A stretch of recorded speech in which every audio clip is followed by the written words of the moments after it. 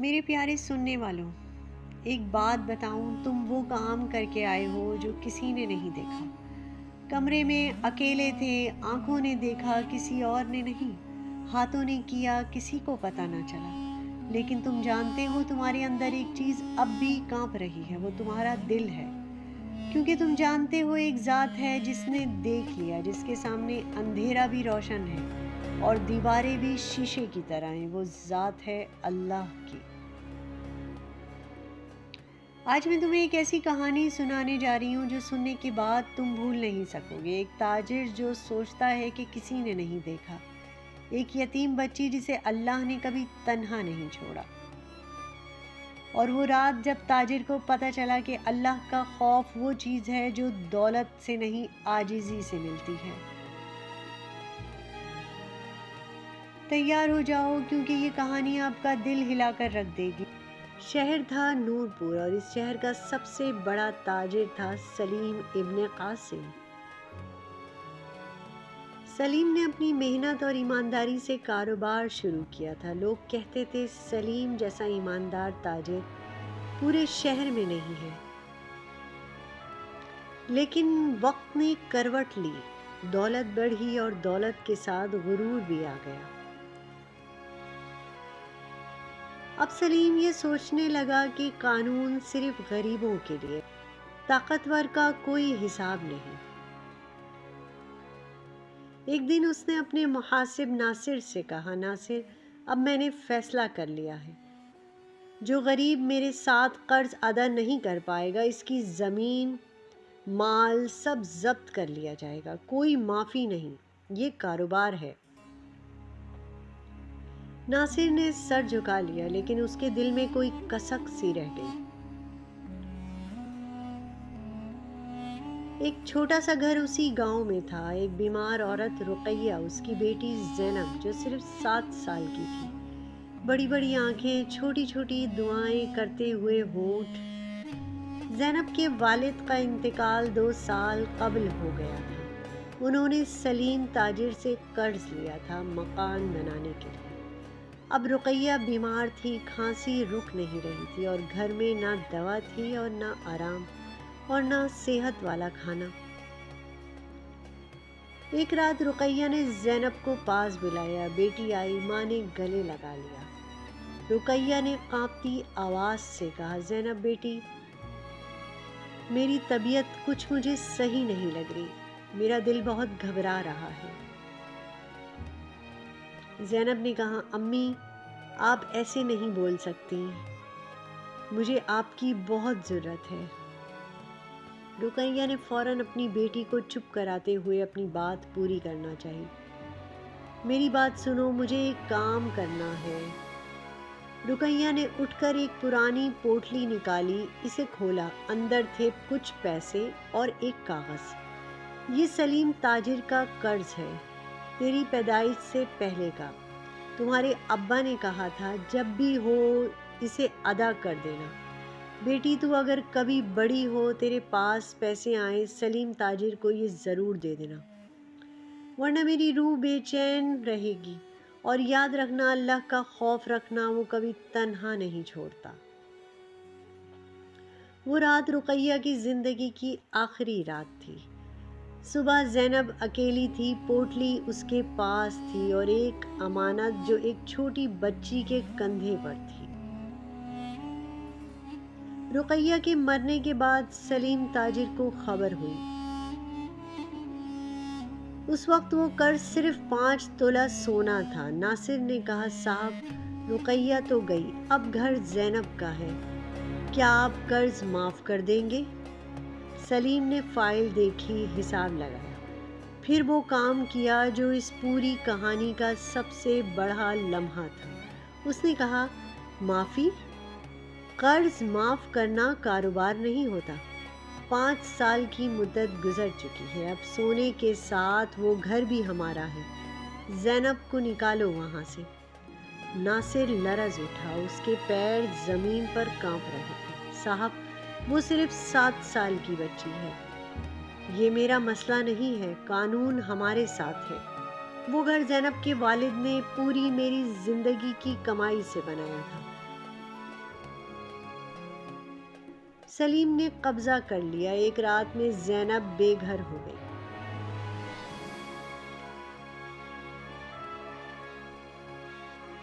لیکن سلیم کے ذہن میں ایک بات گونج رہی تھی، کسی نے نہیں دیکھا، سب قانون کے مطابق ہے، کوئی سوال نہیں ہوگا۔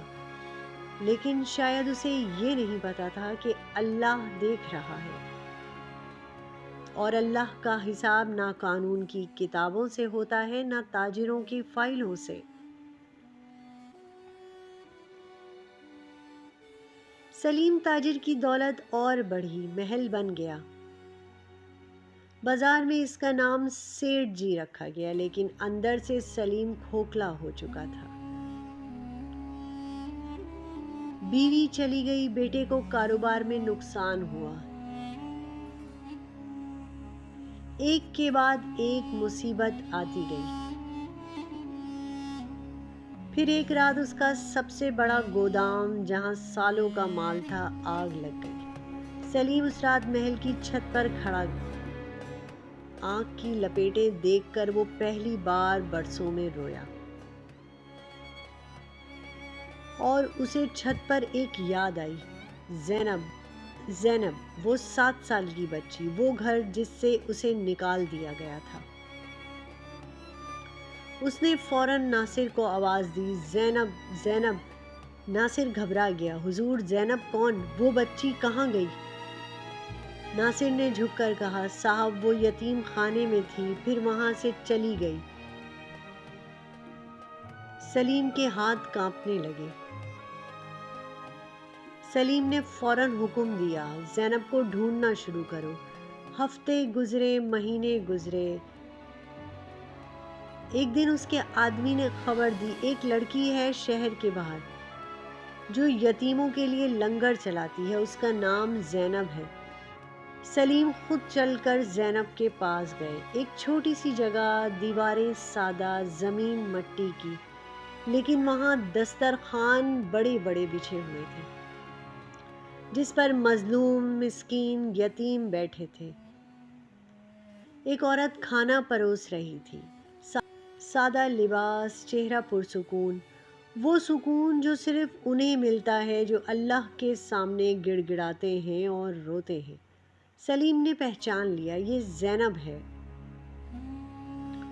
وہ کانپتے ہوئے قدموں سے آگے بڑھا۔ زینب نے دیکھا، پہچانا، ایک لمحے ٹھہر گئی۔ سلیم نے کہا، زینب میں سلیم ہوں، میں معافی مانگنے آیا ہوں۔ میں نے تمہارا گھر لیا، ایک بچی کو تنہا چھوڑ دیا۔ میں نے سب کچھ قانون کی آڑ میں کیا، لیکن اللہ کے قانون سے آج مجھے پتہ چلا کہ اللہ نے مجھے سب کچھ دے کر بھی سب کچھ چھین لیا۔ زینب کی آنکھوں سے آنسو بہنے لگے۔ اس نے کہا تھا، امی نے کہا تھا، اللہ کا خوف رکھنا، وہ کبھی تنہا نہیں چھوڑتا اپنے بندوں کو۔ پھر زینب نے وہ پرانی پوٹلی نکالی، وہ پوٹلی جو رقیہ نے مرتے وقت دی تھی۔ زینب نے کہا، یہ میری امی کا قرض تھا آپ کا، میں 10 سال سے یہ پوٹلی سنبھالے رکھی تھی، پوری زندگی تکلیف میں رہی، لیکن یہ پوٹلی نہیں کھولی، کیونکہ امی نے کہا تھا یہ امانت ہے۔ سلیم وہ پوٹلی دیکھ کر ٹوٹ گیا۔ ایک امیر آدمی، ایک ظالم تاجر، اس دن ایک یتیم بچی کے سامنے گڑ گڑا کر وہ تاجر رو پڑا۔ زینب نے کہا، میں نے آپ کو معاف کر دیا، اللہ کے واسطے، میری امی نے مجھے سکھایا ہے اللہ سے ڈرتے رہنا اور اللہ کے بندوں کو معاف کرنا، کیونکہ جو اللہ کے بندوں کو معاف کرتا ہے اللہ اس کی راہ میں آسانیاں پیدا کرتا ہے، اور سمجھو کہ اللہ نے بھی اسے معاف کر دیا ہوتا ہے۔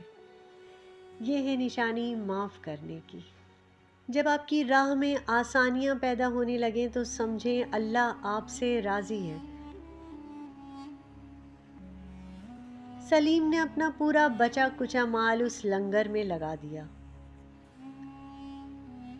اس نے اپنے ہاتھوں سے زینب کو ایک نیا گھر بنوا کر دیا، وہی جگہ جہاں کبھی اس کا گھر تھا۔ اور شہر والے حیران رہ گئے جب سلیم نے اپنا پرانا محل زینب کے یتیم خانے کا نام کر دیا اور سلیم خود ایک چھوٹے سے کمرے میں رہنے لگا۔ لوگوں نے پوچھا، سیٹھ جی کیا ہوا آپ کو؟ سلیم نے کہا، مجھے 10 سال بعد سمجھ آیا جو چیز میں نے کبھی نہیں دی اللہ نے وہ مجھ سے چھین لی، اور جس یتیم بچی کو میں نے گھر سے نکالا اللہ نے اسے اپنا گھر بنا دیا۔ اللہ کا حساب صرف وہ کرتا ہے اور وہ کبھی غلط نہیں ہوتا۔ رقیہ مرتے وقت بولی تھی، اللہ کا خوف رکھنا، وہ کبھی تنہا نہیں چھوڑتا۔ زینب نے یہ بات مان لی، تکلیف میں بھی، تنہائی میں بھی، بھوک میں بھی، اور سلیم نے یہ بات نہیں مانی۔ دولت میں، طاقت میں، آرام میں اللہ نے دونوں کا فیصلہ کر دیا، ایک کو عزت دی، دوسرے کو ذلت۔ یاد رکھیں، اللہ کا خوف وہ صلہ ہے جو غریب کے پاس بھی ہوتا ہے اور امیر کے پاس بھی۔ فرق صرف اتنا ہوتا ہے کون اسے تھامتا ہے اور کون چھوڑتا ہے۔ ظلم رات کے اندھیرے میں ہو یا دن میں، اللہ کی نظر رات دن اپنے بندوں پر ہوتی ہے، وہ کیا کر رہا ہے اور کیا نہیں، یہ یاد رکھیے۔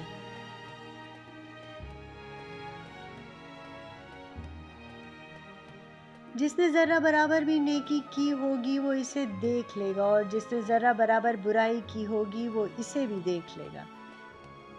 یا اللہ ہمارے دلوں میں اپنا سچا خوف ڈال دے، ہمارے ہاتھ مظلوموں پر نہیں، مسکینوں پر نہیں، بلکہ ان کی مدد پر اٹھوا اور امانت کا حق ادا کرنے کی توفیق دے جنہیں تو پسند کرتا ہے۔ یا اللہ میں تیری طرف ہاتھ پھیلاتی ہوں جیسے حضرت یونس علیہ السلام نے مچھلی کے پیٹ میں ہاتھ پھیلائے تھے۔ مجھے معلوم ہے کہ میں اپنے آپ پر ظلم کر بیٹھی ہوں، میرے گناہ، میری خطائیں، میرے غلط فیصلے سب تیری مرضی کے خلاف تھے، لیکن تو ہی وہ ہے جو معاف کرنے والا ہے، تو ہی ایک وہ ہے جو مجھے نجات دلانے والا ہے۔ میں پڑھتی ہوں وہ کلمہ تو نے جو یونس علیہ السلام کو سکھایا، لا الہ الا انت سبحانک انی کنت من الظالمین۔ نہیں ہے کوئی معبود تیرے سوا، تو پاک ہے، بے شک میں ظالموں میں سے ہوں۔ یا اللہ میرے سننے والوں کو اندھیروں سے روشنی میں بدل دے، ان کے جتنے قرض ہیں، ان کی جتنی بیماریاں ہیں انہیں شفا دے، ان کے قرض اتار دے۔ یا اللہ میں تیری طرف ہاتھ پھیلاتی ہوں جیسے حضرت یونس علیہ السلام نے مچھلی کے پیٹ میں ہاتھ پھیلائے تھے۔ مجھے معلوم ہے کہ میں اپنے آپ پر ظلم کر بیٹھی ہوں، میرے گناہ، میری خطائیں، میرے غلط فیصلے سب تیری مرضی کے خلاف تھے، لیکن تو ہی وہ ہے جو معاف کرنے والا ہے، تو ہی ایک وہ ہے جو مجھے نجات دلانے والا ہے۔ میں پڑھتی ہوں وہ کلمہ تو نے جو یونس علیہ السلام کو سکھایا، لا الہ الا انت سبحانک انی کنت من الظالمین۔ نہیں ہے کوئی معبود تیرے سوا، تو پاک ہے، بے شک میں ظالموں میں سے ہوں۔ یا اللہ میرے سننے والوں کو اندھیروں سے روشنی میں بدل دے، ان کے جتنے قرض ہیں، ان کی جتنی بیماریاں ہیں انہیں شفا دے، ان کے قرض اتار دے، ان کے گھروں میں سکون دے، جو دروازے بند ہیں تو ان کو کھول دے، جو رستے ختم لگے تو نئے رستے بنا دے۔ یا اللہ ہمیں وہ طاقت دے کہ اپنی مشکل میں بھی تیرا شکر کریں، ہمیں وہ یقین دے کہ تیری مدد قریب ہے، اور ہمیں وہ صبر دے جب تیری رحمت سے مایوس نہ ہو ہم۔ اے میرے مالک، جس طرح تو نے یونس علیہ السلام کو مچھلی کے پیٹ سے نکالا، ایسے ہی میرے سننے والوں کو قرض سے نکال، بیماری سے نکال، اور انہیں تنہائی سے نکال۔ اور انہیں دنیا اور آخرت میں کامیابی عطا فرما۔ آمین یا رب العالمین۔ آپ لوگ بھی آمین ضرور بولیے گا، ہو سکتا ہے کسی کی ایک آمین سے پتہ نہیں کتنوں کی مشکلات دور ہو جائیں۔ کون اللہ کا ولی ہو سننے والا۔